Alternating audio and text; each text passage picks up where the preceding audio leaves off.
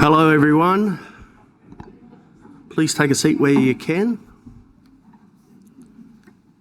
Just clicked over 12 o'clock.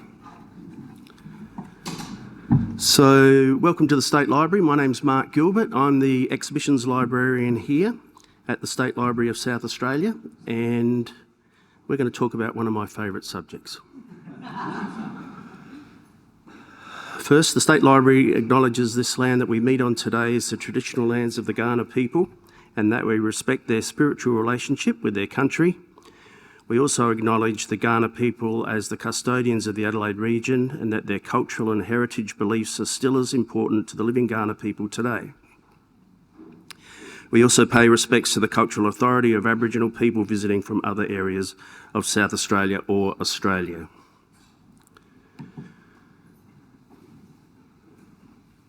I've got the picture there and I've got the picture there, but I've got to keep looking at this one, I'm told. Last year I gave a talk called Departed Spirits, the Lost Pubs of Adelaide. And I limited it to just the square mile of Adelaide, the pubs that no longer exist, such as this one, the Tavistock Hotel. These photos were taken the outside in the 1920s and the inside in the 1950s. This was on the corner of Rundle Street and Frome Street, basically where the mural is now. So the street was widened and this beautiful building was knocked over. I knew there were a lot of other stories to tell, and I was going to mention a couple of city pubs that I missed last year, but I got so immersed in the pubs of North Adelaide and Port Adelaide, not for the first time, so that I've decided to stick to them. Some of the pubs no longer echo with the sound of bar chatter and clinking glasses, no longer emit the smell of stale beer and cigarette smoke, and are no longer run by bar staff with a raised eyebrow. I'm not going to be looking in depth at the general history of hotels or liquor licensing in South Australia, what is the oldest establishment, or who came up with the butcher glass. Instead, I'll be presenting stories of what happened in the hotels themselves. The SP illegal betting, serving drinks after hours, lurk merchants and larrikins. These stories come from the newspapers of the time. And so the journalists in this pre-mass media period were very descriptive and fulsome in their articles. They described in great detail. They also had a clear eye for the amusing and the absurd. Now, some of the incidents were quite serious, but others were almost petty. And you wonder about the amount of time that the police and the courts put into prosecuting some of these cases. What we would think of as very small matters. So to get a feel of Adelaide in times gone by, here's a bird's eye view of Adelaide around 1884. So you can see the city, you can see North Adelaide, and of course the area leading out to Port Adelaide. Also Glenelg down there, and a little bit at Henley as well, but just how open the land is going out to the port in particular. In 1936, so the centenary of South Australia, W.H. Edmonds made this map of the city and North Adelaide and shows all the important places. So libraries, churches, hospitals and pubs. Now this is North Adelaide, and he showed 12 hotels in North Adelaide, but I've noticed that he missed the Queen's Head in Commode Street. But I think we can forgive him because it's such a beautiful map. And this is the Queen's Head on Commode Street. In 1845, from a sketch by S.T. Gill, the Queen's Head is right at the centre of the picture, opened in 1838, and is one of the oldest surviving buildings in Adelaide, and reputed to be the oldest hotel in South Australia that's partly in its original building. That's a closer view of that building there. In 1839, August the 20th, it was reported, an audacious robbery took place at the Queen's Head. William Smith was placed at the bar, charged with having stolen from the counter of Mr. Giles Abbott landlord of the Queen's Head, a box containing notes and silver. It appeared from the evidence of Mr. Abbott and two of his sons that on the morning of the above day, the prisoner came to the bar and asked for a pint of rum. That's just a heart starter, I think. For payment of which he tendered a sovereign. And Mr. Abbott gave him change from the box. And then the prisoner asked for a glass of porter. So I'm assuming his rum was takeaway. And while Mr. Abbott turned his back to draw it, the tin box was abstracted from the counter. The prisoner was the only person in the bar at the time. So when Mr. Abbott returned with the porter, he didn't notice it straight away. But after the prisoner had drunk his drink and left the house, he began to move the glasses and missed his box of money. He looked under the counter, thinking he might have put it there, but he couldn't find it. And he immediately ran to one of his sons, who went in pursuit of the prisoner, and on his way was joined by his brother. They overtook the prisoner about a quarter of a mile from where the robbery was committed. I like to think that was at Adelaide Oval, which of course wasn't built yet. And they taxed him with the theft, which he denied. Thomas Abbott asked if he knew who was in his father's bar at the time, and the prisoner answered, "If you think I have robbed you, search me." This appeared to be before anything whatever was said about the robbery, so he's basically given himself away. So Giles Abbott, the other of the sons, observed something under the prisoner's arm, or had observed it, and they thought that he'd placed it in the hollow of a tree, so they went back there and found the box. So once again, they chased after the prisoner. And the other called to Jones, the constable, who just happened to be in his garden close by. And with his assistance, the prisoner was apprehended. The box was found to contain £54, 5 shillings and sixpence, so a large sum of money. And the South Australian Register actually reported that the prisoner, who appeared to treat the matter with the utmost nonchalance, cross-examined the prosecutor and witnesses in the most impudent manner, and afterwards made a statement which was rather corroborative than otherwise of the depositions made against him.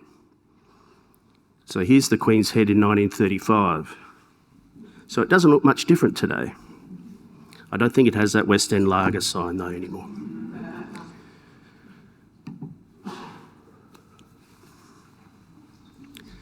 The Scotch Thistle. On the southeast corner of Commode and John Street in 1923, John Street's now called King William Road.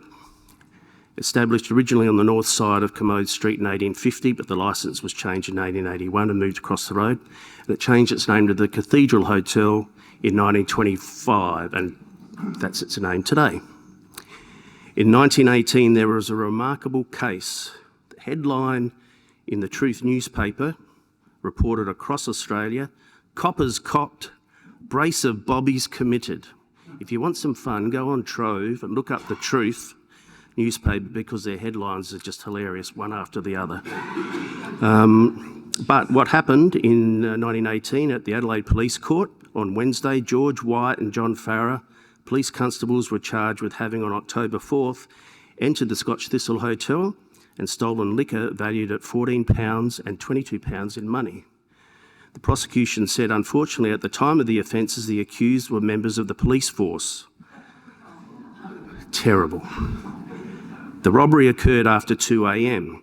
Mr. Opie, who managed the hotel for his wife, had securely locked the doors and windows except for one window leading to the billiard room.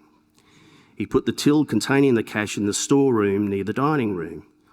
Now, Detective Martin, who was looking into all of this, said that at about 2 p.m. on October the 9th, he interviewed White at the North Adelaide Police Station, and he mentioned several robberies that occurred in the district, and that he had good reason to believe that White had some of the stolen goods at his home.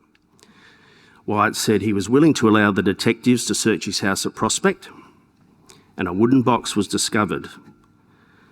White unlocked the box, which contained 6 bottles of spirits. Asked where the goods came from, he admitted that they were from the Scotch Thistle Hotel.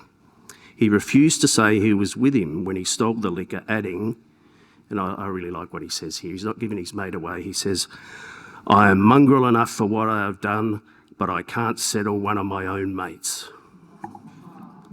But it didn't do Farrer any good, because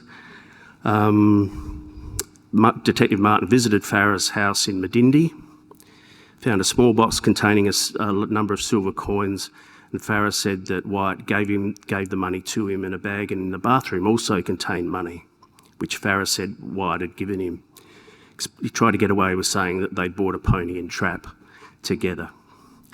When asked whether he knew where Wyatt obtained the money and spirits, he replied, "Yes, I knew it afterwards."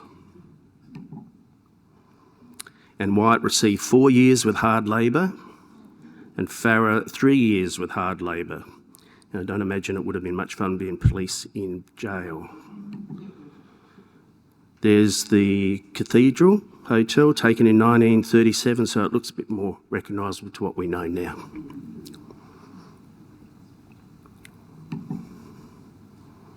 So we'll just make out we've walked past the British Hotel, and we've come to the Lion Hotel. Here it is in the 1880s. It was first licensed in 1881, so it became the Old Lion, some of us may remember, in 1972. But this is shown on Jerningham Street where the Lion Brewery was. And this is looking at it from Melbourne Street with the trams going down Melbourne Street. In 1910, in 1933, police found some very mysterious goings-on at the hotel. The headline was "Hid in Hotel Cellar."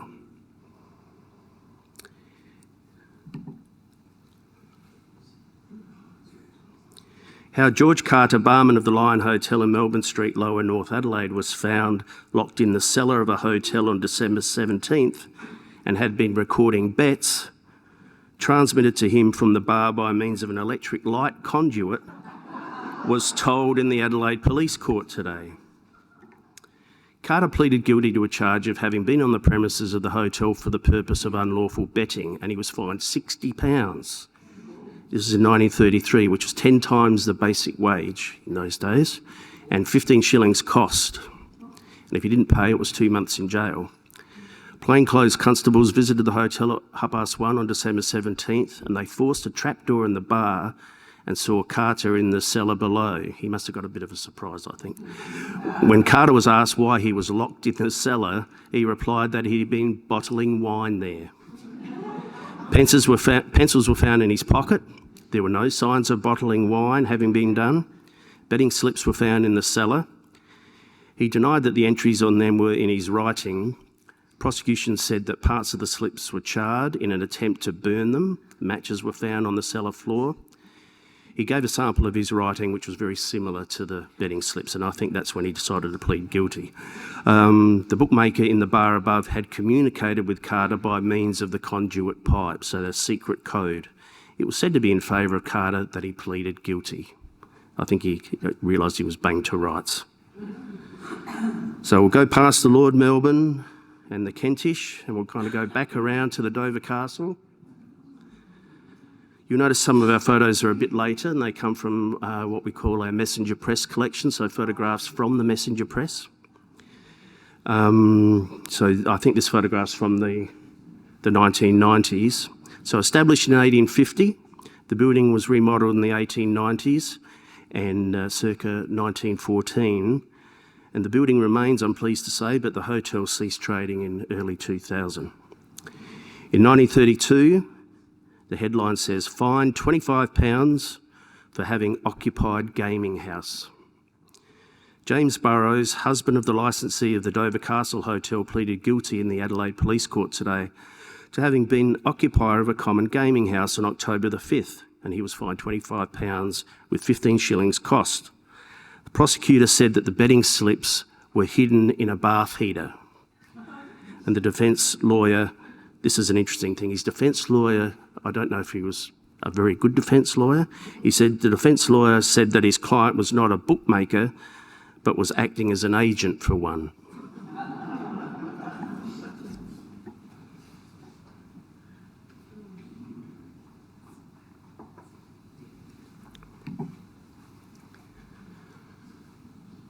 The Huntsman Hotel, established in 1849 and traded until 1960 when the licence was transferred to the Hotel Australia. Some of us might remember the Hotel Australia. This building, which dates from 1882, A lot of the time the pubs were open, say in the 1840s and 50s, but in the 1880s a lot of building work went done, and that was done, and so these two-storey pubs were starting to be built in the 1870s and 80s. After 1960, when it was closed, it had a number of uses, and including, believe it or not, the Lutheran Church Library. But I don't want to insult any Lutherans in the audience, but fortunately it opened as a hotel again in 2003, the Archer Hotel. In 1926, unregistered barmaid. Aren't they the most dangerous kind? Rose Crammond, licensee of the Huntsman Hotel, appeared in the Adelaide Police Court this morning on a charge of having, on December 1st, allowed Adelaide Whitwell, who was not registered as a barmaid, to serve liquor, and a fine of £2 was imposed. Defence said that his client had been under the impression that if the licensed person drew the liquor, as in poured it, another person could serve it. The law, however, was the other way around. The unlicensed person could pour it at the bar, but the licensed person had to serve it. No wonder the police were kept busy. Adelaide Whitwell pleaded guilty to the charge of having served liquor in the bar room of the Huntsman, not being registered as a barmaid, and she was fined 10 shillings. That whole idea of the barmaids being registered goes back to 1909, when, so from March 1909 to 1967, a woman was not allowed to serve in the public bar of a hotel in South Australia unless she was directly related to the publican. If unrelated to the publican, the woman could only continue working behind the bar if she had been employed for at least 3 months prior to 23rd of December 1908, when the new Licensing Act was passed. So you couldn't be employed as a new bar person if you were a woman between that period. But there were women who were working at that time in 1908 that continued working well into the 1940s, and I think the 50s as well. And this is the Archer Hotel now, photographed by Jenny Scott, former photographic archivist here at the State Library. I wonder if she's watching at home. I forgot to mention that this is all being streamed, so hello Jenny if you're watching. The commercial in Twin Street in the 1920s, established in 1850 as the commercial and became the North Adelaide Hotel from 1959 to the 1990s. And you might know it as a Daniel O'Connell Hotel that had a bit of an Irish theme for many years. It's now closed, but I'm pleased to say the building survives. I think it's a private residence just across the road from the North Adelaide branch of the City of Adelaide Library. Now, while we always had illegal betting going on in South Australian pubs and Australian pubs generally, commonly known as starting price bookmaking, or SP for short, during World War II, uniquely among the Australian states, only the South Australian government chose to impose a ban on horse racing entirely from March 1942 to October 1943. So during this time, bookmakers' licences lapsed and betting shops were closed. With how patriotic we were, with most staying closed when racing resumed. This allowed the starting price for SP to flourish in work sites and pubs. Needless to say, it did keep the police busy. In April 1942, the bookmaker was fined £25 with 10 shillings costs in the Adelaide Police Court. William Stevens, munition worker of North Adelaide. I will point out that there was no getting away with anything in those days. The newspapers put your name and placed often your home address, or at least your suburb where you were living. He pleaded guilty, and the prosecutor pointed out that the penalty for the first offence was up to £100, so that's a lot of money. He said Constable White, who was in plain clothes, went into the bar of the commercial about 1:30, and there were about 40 men, and some were studying racing information. So the constable put 5 shillings on Queen Backer and 5 on Penaton, and Stevens, the bookmaker, said to him, "If either of the horses win, I will give your money to the barman, who will give it to you." So the barman was right in on it. Stevens told him that he was formerly employed as a clerk by a licensed bookmaker. And then when he was searched at the watch house, £35 10 shillings in notes was found in his wallet. Defence for Stevens said that when the ban on betting was introduced, Stevens had been practically robbed of his means of livelihood, and he had a wife and 5 small children to look after. It's fair enough, I suppose. But 8 years earlier, it hadn't been a lot different, even when the betting shops were still open, as we find at the Wellington Hotel on Wellington Square in North Adelaide. This photo was taken in 1954, and the building we see here dates from 1885, but the pub itself was opened from 1851. But back to the betting charge.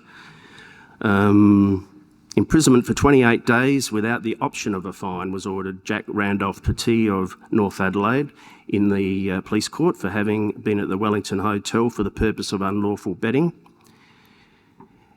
Petit said that he had taken bets to oblige the men at the hotel because a betting shop was some distance away. What a lovely, helpful person he was.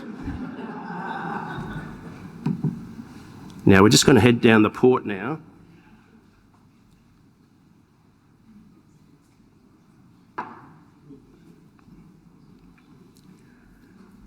So here's another bird's eye view. This one's just of Port Adelaide. Again, you can see the open ground as you look back towards Adelaide. This was published in the Illustrated Adelaide News in May 1879. And if you know where to look, there are many pubs that can be seen, as well as places like the Customs House and the Port Dock Railway Station that you can see there. And just how busy with shipping the port was right in there, right in the centre. Now our photographic collection does go back to the 1840s, but it's very much portraits for those days, very stiff portraits as you can imagine. I think our earliest one's about 1846. So unfortunately we don't have a photograph of the delightfully named Hen and Chickens Inn or North Parade, which was active for 5 or 6 years in the 1840s. But we do have this great 1867 photograph of the Port Admiral on the northeast corner of Commercial Road and St Vincent Street, and you can see the ships right there at the back. In fact, there's a few pubs in there. Got the Commercial, and then you've got the... I don't want to preempt things. Once you start looking, you just can't stop.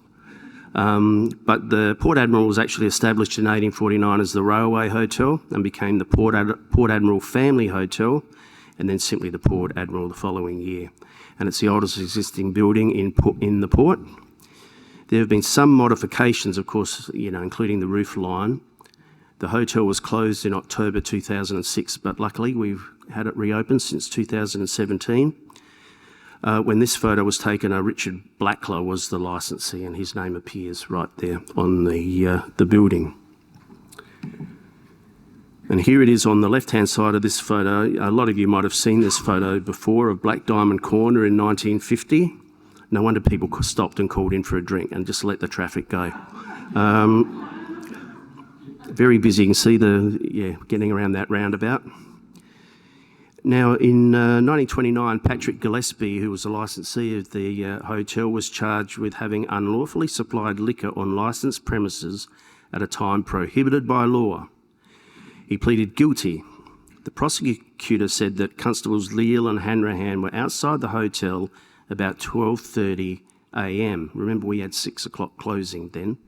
So I don't know what they were doing, loitering out the front of the hotel at 12:30. They heard someone say, "I'll have a shandy." Even that doesn't ring true to me. If you're going to be drinking illegally, you're not going to be drinking shandy. They got into the hotel through a back door and went through to the bar room where they saw the defendant and 3 other men, so the publican and 3 other men. The publican said that he'd been in bed at 9:30 p.m. when there was a ring at the doorbell.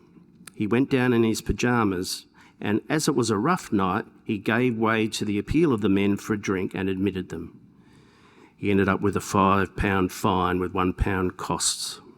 He was trying to do the right. It was a cold night. Now, the Port Hotel is the building on the extreme right of this photograph. Established in 1840 at 25 North Parade between Nelson Street and Commercial Road. Now, on the back of this photograph is written, Port Adelaide, December 25th, 1893, looking at North Parade and Queen's Wharf. Customs House on the left, the Royal Tar at the wharf, about to make her second voyage to Montevideo with New Australian people, sailed January the 1st, 1894. So the New Australians they're referring to, they carried settlers from Australia to Paraguay to form the new colony of New Australia, utopian socialist colony. And it was a three-masted bark of 598 tonnes, and it was the largest colonial ship built right up to the end of the 19th century. A beautiful photograph.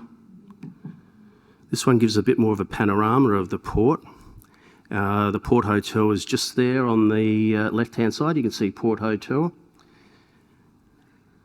And so this photo is from 1951 when an article in the Mail was about its closure and the demolishing of the building, along with other buildings, pubs knocked over for more wharf sheds. You can just imagine the wharfies down there thinking, what's going on? And the Mail said that it was built as a hotel in 1840, and the Port Adelaide itself had grew up around the hotel, and it had 35 licensees since its first. And its name had been changed often. It began as the Cross Knights, that's Knights with a K, was renamed the Red Cross Knight, the Port Hotel, the Port Tavern, and finally just back to the Port Hotel. Today, so that's 1951, there was a road and a wharf between the hotel and the Port River, but in the old days, small boats used to moor to the hotel's veranda posts. The first meeting ever held in South Australia by the Masonic Lodge took place in the port, and it was then the Red Cross Knights. So that was the Mail newspaper, the Sunday Mail, in 1951. The Ship Inn was on the south side of North Parade between Nelson and Mildred Streets, and again established in 1840, destroyed by fire in 1857. Lots of fires happened in the port and rebuilt on the same site. Stopped trading in 1909 when a number of the pubs in Port Adelaide stopped trading. There was it was a referendum about too many hotels in the port, so some of the pubs shut around 1909. For a brief period in the 1840s, it had the great name, the Help Me Through the World Inn. So if anyone's thinking of opening up a new pub, that's a great name for it. I expect to be invited to the launch. In 1923, 14 years after its closure, a local, Mr. William Reid of Peterhead, came to the defence of the old Ship Inn in the letter to the Advertiser. And he wrote, I read a paragraph in your issue of Friday last and the new building to be erected on the site of the old Ship Inn. It stated that the inn bore an unsaintly reputation in the old days. I do not know, but possibly some of the old landlord's descendants are still in the land of the living, and it would hurt them to read that remark. I think I can claim to be a fairly old Portonian, and I believe the old Ship Inn was one of the best conducted hotels on the face of the earth. John Smith, who was the landlord from sometime in the 50s to well on towards the 80s, never opened his doors on a Sunday, but was a regular attendant at St. Paul's Church. And he goes on to say, there was a house, meaning a pub fronting Nile Street, which had a very unsaintly reputation. He doesn't say which one that was, curses. It was closed many years ago, fortunately. And he goes on to say, I'm a native of Port Adelaide, 73 years of age, and a non-drinker of intoxicants for 50 years. So I am no hotel keeper's champion, but I do love justice. Some pubs we have quite a few photographs of, others not so many.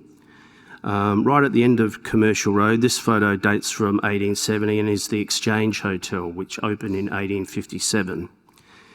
And an interesting old figurehead was written about in the Register in 1902. Noted here right in the centre of that original building. And here, when the building was built rebuilt in 1882, and this is an 1885 photograph, and you can just see on the balcony there, on the balcony of the Exchange Hotel, standing firm and erect, is a relic of bygone days. It is a figurehead of a ship representing a Scotch clansman in full dress, holding a gleaming sword in his right hand, while his left supports a shield. His attitude is one of bold defiance. The figure formerly graced the prow of the North American ship, the General Blanco, and is said to be a capital representation of the man after whom the vessel was named. The figurehead was originally standing outside the old Exchange, but on the present building being erected, it was raised to its present position. And this is the hotel from the water in 1912. So you can walk up the steps from catching, I suppose, a taxi, a water taxi across the way. In 1935, the hotel, along with other buildings, was demolished to allow for the widening of the McLaren Wharf, and a new hotel was built slightly to the south and was officially known as the New Exchange from 1941 to 1986. And my uncle ran it from 1979 to 1985. He let me have a schooner. I was only 32. It is now known as the Lighthouse Wharf Hotel. I think it was known as the Lighthouse for quite some time. Now we're going to jump back here. This is the British Hotel. The artist is Samuel Calvert. The British Hotel right there on the corner of North Parade and Nelson Street, where the Birkenhead Bridge comes out. Originally a single story, as you can see here, established in 1847, and it holds the oldest, most continuous licence in the port, although I'm not sure how that fits because it's just closed presently. I have a colleague of mine who lives down that way, she's sitting just at the front there, who checked for me the other day, and the pub is still closed just now. But we're hoping it'll open soon. Here it is, and this is a beautiful photograph, taken in 1890, so the pub is right there in the centre of the photograph, kind of to your left of the yacht, the boat. I'm no expert on that, if it's a yacht or a boat or a ship, but that's what it is. That sailing vessel is just to the left of that. So well before the Birkenhead Bridge. You can imagine the bridge there now, but that wasn't open until 1940. In 1848, the Adelaide Observer had reported that James Wakeling, who was the landlord of the British, appeared on a summons to answer for allowing his pigs to run at large. And he pleaded guilty and was fined 10 shillings. In 1893, the South Australian Chronicle reported an unsuspecting countryman. Now, in the newspapers, it seemed to be a regular thing that if you were down for the country, you were seen to be considered a bit of a bumpkin and you were going to be taken advantage of by the wily city folk. Unfortunately, this gentleman was. Unsuspecting countryman was victimised at Port Adelaide on Tuesday week. He had come from the north and intended to go to Melbourne by steamer, the Barrabool, but was accosted on the wharf by a stranger who, after some conversation, said he intended to go to Sydney by the same steamer and invited his victim for a drink. The two companions adjourned to the British Hotel and had drinks together, but what happened afterwards the countryman was unable to say. He called at the police station in the evening in a muddled condition, evidently suffering severely from the effects of drink, and complained that he'd been robbed of between 20 and 30 pounds, which in 1893 is a substantial sum. But he was unable to account for the loss beyond saying he'd had drinks at the British. He lost his passage on the Barrabool and was unable to give a description even of his companion, which might lead to that fellow's arrest.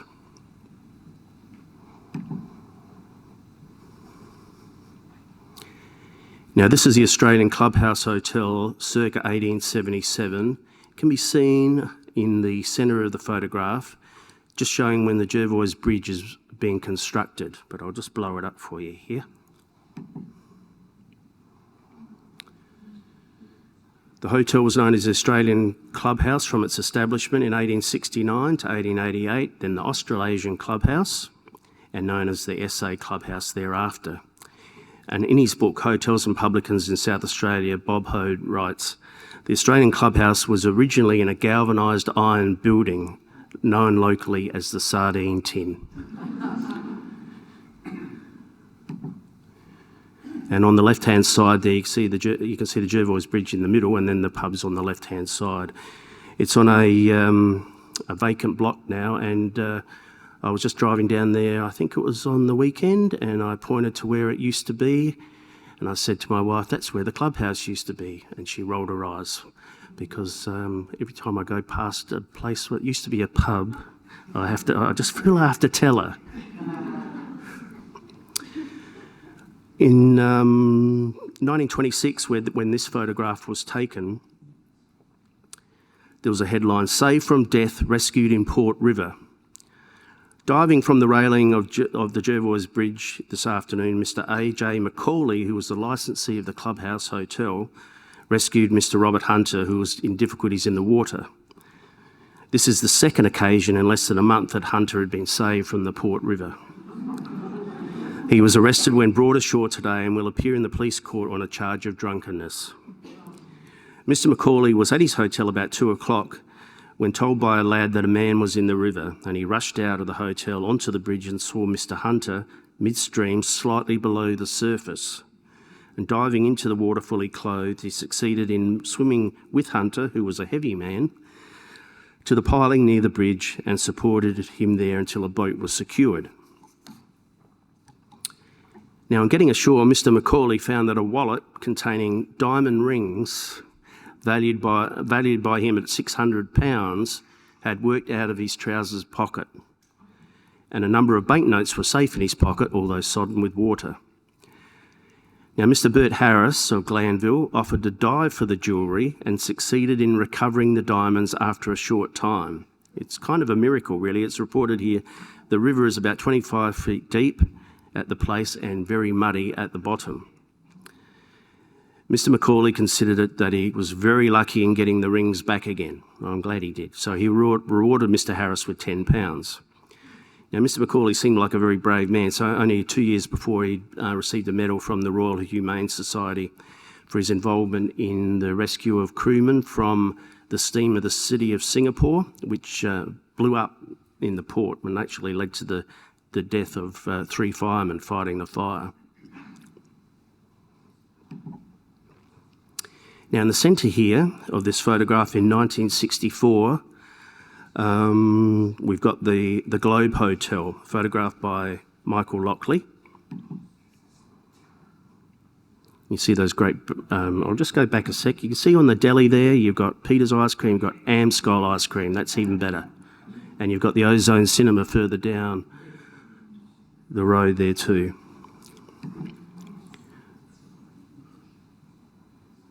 So sometimes I've had to zoom into some of these photographs. That's the only photo I could find of the Globe. Established as the Carpenter's Arms in 1850, but destroyed by fire in 1865. Rebuilt and renamed the Globe until about 1981, when it became the Golden Port Tavern. And the building survives, but it's not operated as a hotel. In fact, when I was down there the other day pointing at it to my wife, it looks as though some work's just about to get started again. In 1910, James McCulloch, a fireman, was charged with having stolen at December 31st, a bird cage containing a cockatoo, the property of C.W. Dilks, who was the licensee of the Globe Hotel. Dilks said he missed the bird and the cage from his back veranda on New Year's Eve, and earlier in the evening he'd observed the defendant talking to the bird. Detective Burford said he had accosted the defendant in Todd Street at about 11:45 p.m. McCulloch took him on board the Kananawa and produced a cockatoo and cage, which he said he had bought for 10 shillings. Mr. Dilks, who was present, said, "That's my bird." McCulloch, when charged in caution, made no statement, but in court he contradicted himself to such an extent that the court intimated that he was satisfied as to its guilt. And he was fined £2 and ordered to pay 15 shillings. During the progress of the case, the cockatoo aroused the merriment of the onlookers by glancing at each witness and asking, "Who are you? Who are you?"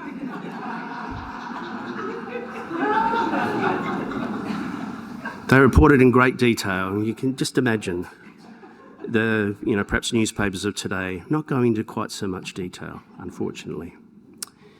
Now, this is a glorious photo of the port in 1885 by a gentleman known as Samuel Sweet, Captain Samuel Sweet. And we have a lot of photographs of his in our collection, many of the port, but also other parts of South Australia. And the reason I've brought this one out is the Coal Lake Hotel, kind of centre right of the photograph in the background there. The Coal Lake was established in 1882 and it was bought by the Australian Labor Party in the 1970s, but ceased trading in 2011. And the building survives, and in a good news story, it has just reopened with some additions. And here's another photograph with the pub on the left there, with a gentleman contemplating his life choices overlooking at Dot 1. This is 1922, but in 1937, 2 Swedish seamen were committed for trial. Jointly charged with having broken into the Coal Lake Hotel at the corner of Santo Parade and St Vincent Street and stolen 14 bottles of whiskey, 3 bottles of wine, 7 packets of cigarettes, 40 cigars. Stig Gustafsson, he could only be Swedish really, Stig Gustafsson, 21, and a youth aged 11, both Swedish seamen off the Paraculla, appeared before the Port Adelaide Juvenile Court. Constable Sutherland said in evidence that with Constable Martin he boarded the overseas motor ship Paraculla, questioned the youth, who showed the officers a case which contained 11 bottles of whiskey and wine and the packets of cigarettes and cigars. They admitted, the youth admitted visiting the Coal Lake Hotel about midnight on Sunday, and also admitted being in the youth's company, but added that he was too drunk to remember what happened. But he realised where all the whiskey was. The magistrate committed each of the defendants for trial. So the Paraculla left Port Adelaide without them on it, but no report I could find was made as to their punishment. And also down the end of the port was the Wharf Hotel. Here it is in another Samuel Sweet photograph, 1885. The Wharf Hotel was right at the end of Todd Street on the south corner of the McLaren Parade, established in 1853. The photo is described as from the east side of the South Australian Company Basin. The Robinson Swing Bridge is at the centre of the photograph. This photo is from 1926. In the news, when the hotel ceased trading in 1949, it was demolished in that year, and the news reported the Wharf Hotel at port to close. So the first of 5 Port Adelaide hotels acquired by the SA Harbours Board, so like the Port Hotel as well, to make room for extra wharf sheds will close Saturday week. It is the Wharf Hotel, one of the oldest in Port Adelaide. Sailors from abroad have repeatedly said the Wharf Hotel was the only hotel in the world having a wharf and a train line at the front door and another train line at the back door. I suppose it's good to be famous for something. And the Waterside Workers Federation said the union was most concerned about the pulling down of waterfront hotels and would consider submitting a tender for the pub's licence to see if they could open up a men's club for their members.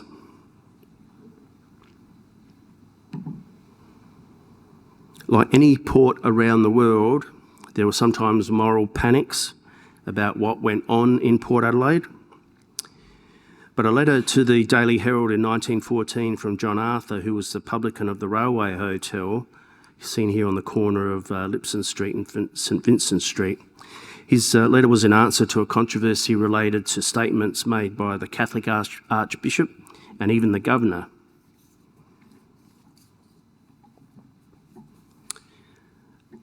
This one's I'll read the full letter because he's got some great opinions. The letter was entitled A Publican's Views.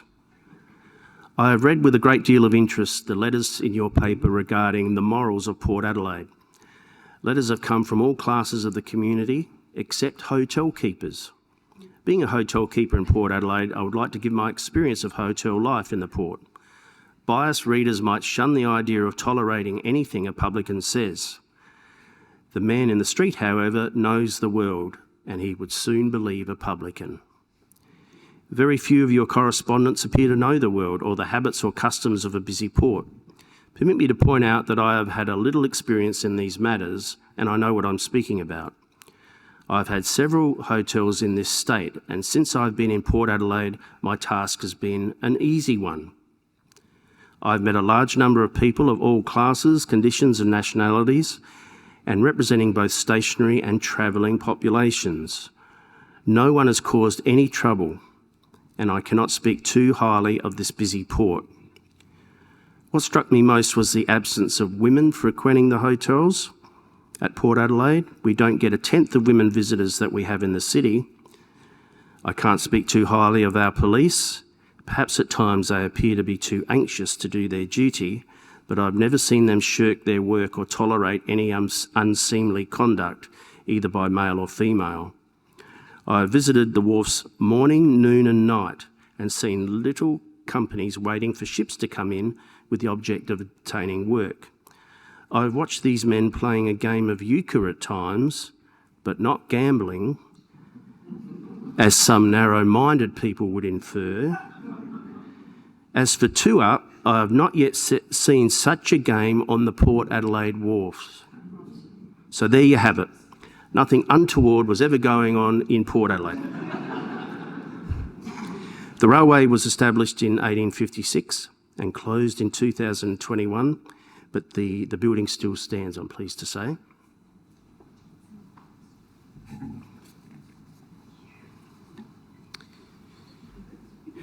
Now, I have to say that there's a lot of pubs, both in North Adelaide and Port Adelaide, I haven't spoken about. So wait for next year. Other port pubs, at least, I haven't spoken about.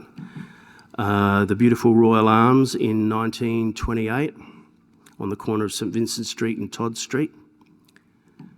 The Port Dock on Todd Street. This shot was taken about 1992. The Central, which is the centre in this, I should have got it blown up at this one, but it's on the corner of Commercial and St Vincent. And in this pub, the cellars originally contained a winery and a live theatre.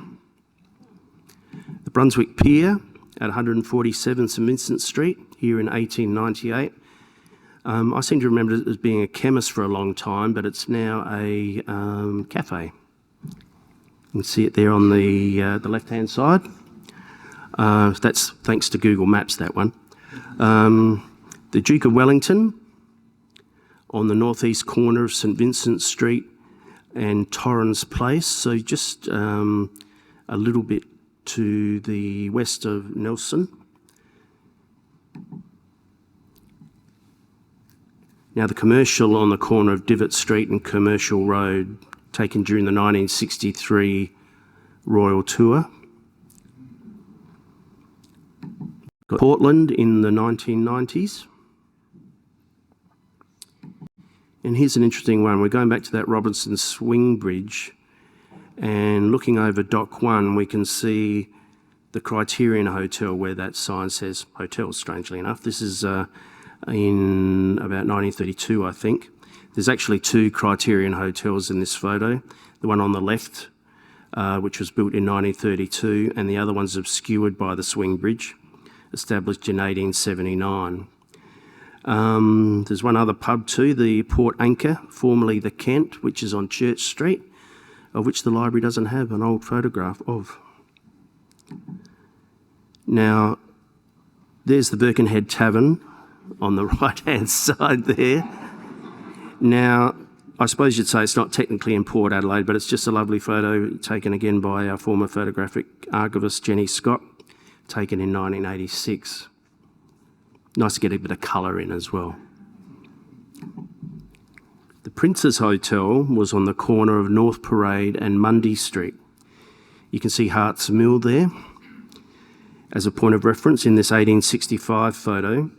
The Prince opened in 1851 and ceased trading in 1909 like those other pubs. Originally a single story, it was rebuilt in 1875.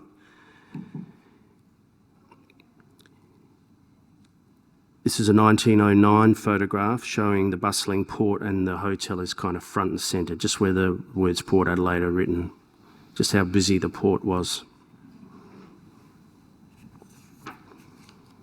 Now, it took me a little searching for images of the Britannia, later known as the Dockside Tavern. This photo is taken in 1863. There's a bit of a blow-up of it right there in the centre. And again, on the left-hand side near the wharf sheds, and I'll just blow it up again. So just on the right of that little circle bit there. In 1935, it was closed for a little while, but now it's now known as the Chow Baby Pizza Pub. How times have changed. I'm sure the old wharf workers would have liked a bit of pizza with their beer, but I'm not sure they could even dream about the name of the hotel or the old dockside. And now, perhaps the saddest story of all, the little pub that couldn't. This modest building was the proposed Beltana Hotel on the corner of North Parade and Hare Street, near where the Port Adelaide TAFE was. And S. Wills attempted to gain a licence for the premises, but as reported in the Register in 1871 before the licensing court, Beltana Hotel, Port Adelaide, opposition by the inspector and Messrs. Yeo, owner of the Port Admiral, and Russell, owner of the nearby British Hotel, that the house was not required. And the Beltana never poured a beer.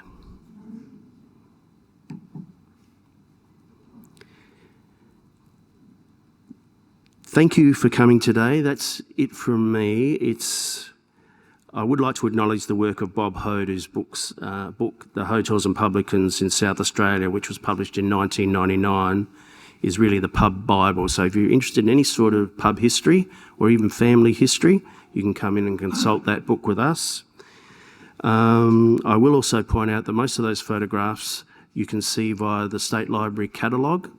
So just go to our catalogue, put in whichever is your favourite hotel, and hopefully, unless it's the Port Anchor, we'll have a photograph of it. And I would also like to remind you that our talks are available to be viewed via our website. So just check the stories page and you'll see there. So if you're interested, you can see my talk from last year. I believe it's the highest rated one so far. And there's also lots of other content about the library's collections and South Australian stories. And also keep an eye on our What's On. There's our logo, that's what I wanted to show. And also keep an eye on our What's On page for upcoming events and exhibitions. So thanks everyone for coming, and since it's after 12 o'clock, you can go for a drink.